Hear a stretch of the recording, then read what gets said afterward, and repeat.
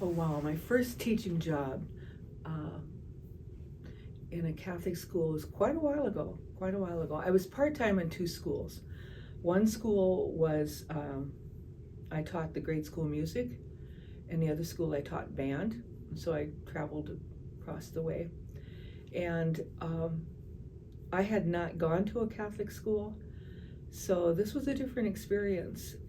The experience of whole family kind of things. My first school my first experience at Little Flower.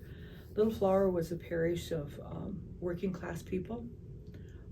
Many students were poor. Many students were food insecure, and we kind of felt like we needed to provide support for family and family. So I think the parents all felt their kids were safe when they came to school, and the kids were loved, and we knew that it was a bigger deal than just the education.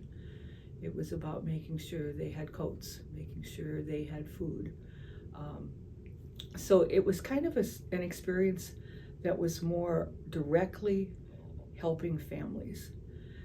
The other side of town I went to, they were a little bit more upper class, and it was band, and it was kids that could afford instruments. So it was a whole different kind of experience. I didn't live in that parish, so I wasn't really part of all those families like I was in the other parish where I lived. Chat. I taught at Sioux Falls those first years, 4 or 5 years. I started with music, and then I moved into elementary and stayed at Little Flower and taught full time there. And then I moved to Salem, taught in that little rural area where sometimes the kids were my best friends because they'd come over on Saturday and play Monopoly. You know, we just had kind of a good little community there. And then I taught here at Sacred Heart. And I started out in Sacred Heart teaching it at the middle school level, but self-contained. So I taught all of the subjects, and I loved that.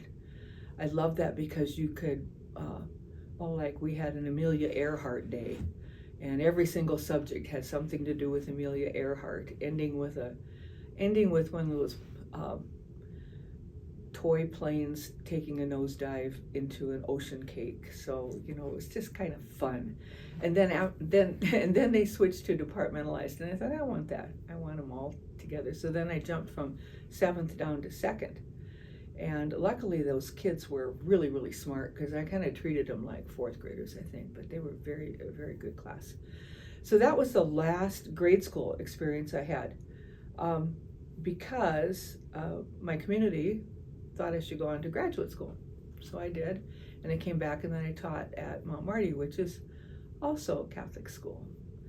And I think Mount Marty wasn't a big change for me because I had gone to school there. So I knew that education was about the whole person. I knew that when I met with my advisor, it wasn't just about academics.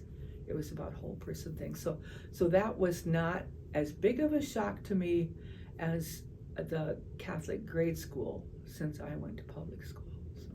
Did you always? I wanted to be a teacher when I was a little kid, and then we drove through Yankton, and I saw the hospital and stuff here, and I remember saying, I think I want to go to school there. I was a 7th grader, and my mom said, I think you have to be a nurse to do that. And I said, okay, so then I'll be a nurse.